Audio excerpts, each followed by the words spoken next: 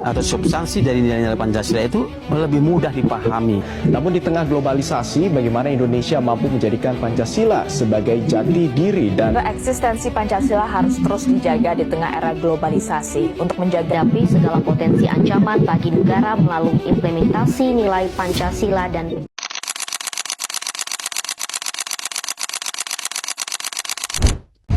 Assalamualaikum warahmatullahi wabarakatuh.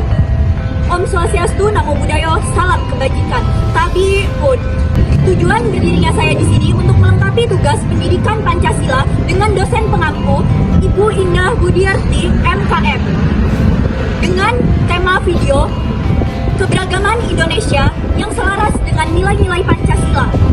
Sebelumnya izin memperkenalkan diri, nama saya Rajwa Suraya Ayuliza dengan ujung NIM 034 dari Prodi Gizi Kemenkes Poltekkes Tanjung Karang. Nama saya Tata Nurkanda Saktian dari ujung NIM 037.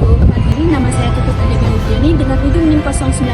Nama saya Adi Triapsari dengan ujung NIM 001. Nama saya Natasha Ardanisa, ujung NIM 028 dari Prodi D3 Gizi Poltekkes Kemenkes Tanjung Karang.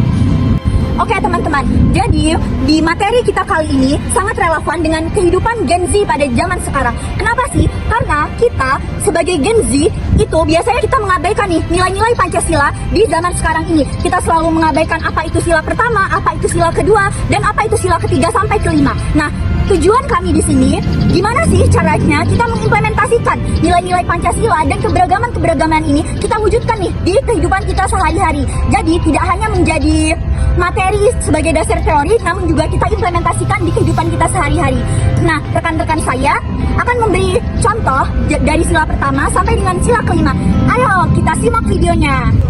Nah, teman-teman, perlu kita ketahui bahwa Indonesia adalah negara yang kaya sekali akan keberagaman budayanya. Nah, Indonesia itu dari Sabang sampai Merauke, berbagai suku bangsa, berbagai bahasa, berbagai suku, dan juga ribuan pulau yang ada di Indonesia. Maka dari itu, kita harus menerapkan Pancasila sebagai implementasi di kehidupan kita sehari-hari, supaya terciptanya persatuan, terciptanya toleransi, dan terciptanya keadilan di negara ini, teman-teman. Dan bisa dilihat sebagai contoh, ini ada lumbung.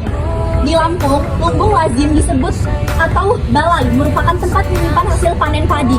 Ini teman-teman, bukti adanya keberagaman di Indonesia.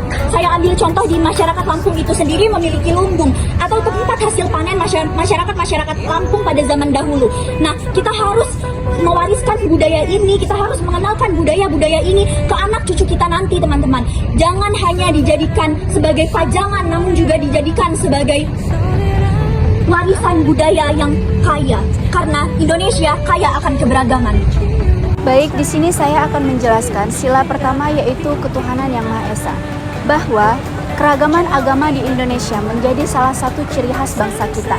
Di Lampung, masyarakat hidup rukun antar pemeluk agama Islam, Kristen, Hindu, dan Buddha. Contohnya, kita bisa melihat berdirinya masjid dan gereja yang berhadap-hadapan tanpa konflik besar. Hal ini menunjukkan bahwa masyarakat Lampung menjunjung tinggi nilai toleransi sila pertama Pancasila.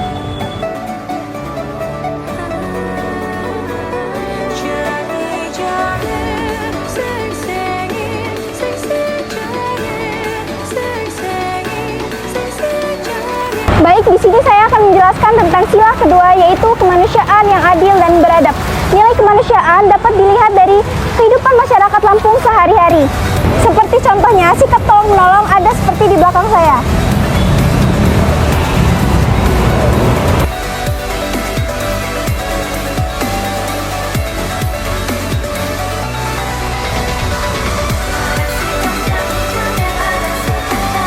Baik, di sini saya akan menjelaskan sila ketiga, yaitu Persatuan Indonesia. Nah, Lampung terkenal sebagai miniatur Indonesia. Kenapa? Karena di Lampung banyak pendatang dari pulau-pulau Jawa, Bali, dan juga dari Palembang yang datang ke Lampung untuk tinggal di Lampung, bukan asli suku Lampung. Nah, dari situ mereka hidup berdampingan tanpa adanya perpecahan. Maka dari itu terciptalah sila Persatuan Indonesia dan sudah diimplementasikan di kehidupan nyata karena hidup berdampingan. Dan contoh yang kedua itu ada kasus waktu yaitu demo. Demo, masyarakat menguatkan nilai persatuan karena saling berpendapat dan saling menunjukkan suara karena adanya ketidakadilan yang muncul dan masyarakat bersatu untuk mencari keadilan.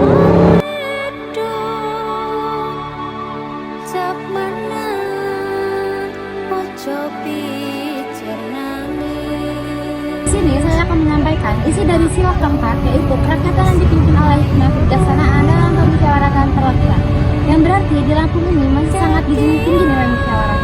Dan di tiap tradisi adat terdapat penyelesaian masalah keluarga atau masalah kampung. Hal ini sangat mencerminkan isi dari sila keempat, yang dimana keputusan diambil secara bijaksana dan setiap orang dihargai pendapatnya masing-masing.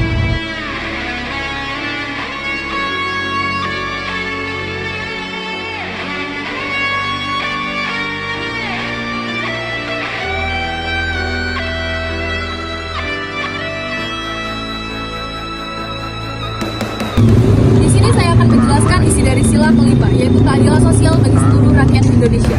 Seperti yang kita tahu, Indonesia ini sangat kaya, baik itu kaya akan budaya, kaya akan agama, kaya akan ras, bahkan kaya akan pulau.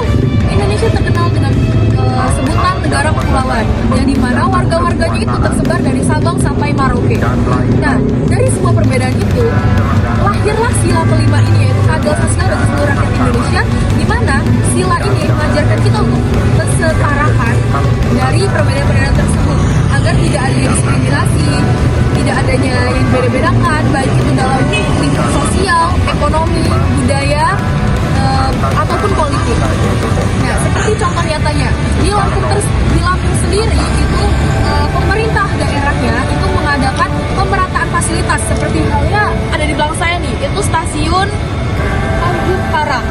Pemerataan pembangunan fasilitas di Lampung ini dilakukan oleh pemerintah daerah sebagai bentuk untuk memenuhi hak-hak dari warga-warga di Lampung.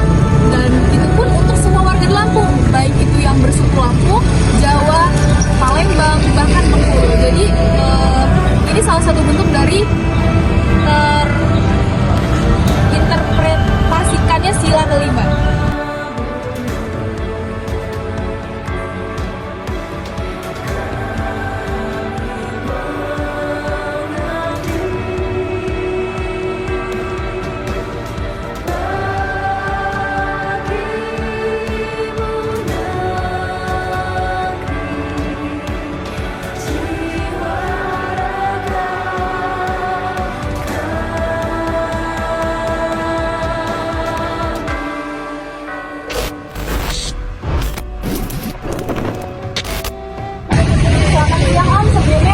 Bertanya untuk Om sendiri kan tinggal di Lampung nih ya, tapi suku aslinya Omnya apa ya? Oh, suku aslinya Palembang. Lalu untuk menurut Om sendiri di Lampung itu lebih banyak suku apa? Jawa, Palembang, atau Lampung? Oke, tapi kalau di Lampung pernah nggak sih Om, sepengetahuan Om terjadi perpecahan gitu antar suku? Nggak ada ya Om? Terima kasih banyak ya Om, selamat siang. Dari uraian tadi, kita bisa melihat bahwa Pancasila bukan hanya dasar negara, tapi juga filsafat hidup yang sesuai dengan realita masyarakat Indonesia, khususnya di Lampung. Dengan berpegang pada nilai-nilai Pancasila, kita mampu untuk menjaga keberagaman sekaligus memperkuat persatuan bangsa. Mari kita wujudkan Indonesia yang adil, makmur, dan sejahtera dengan selalu mengamalkan Pancasila dalam kehidupan sehari-hari.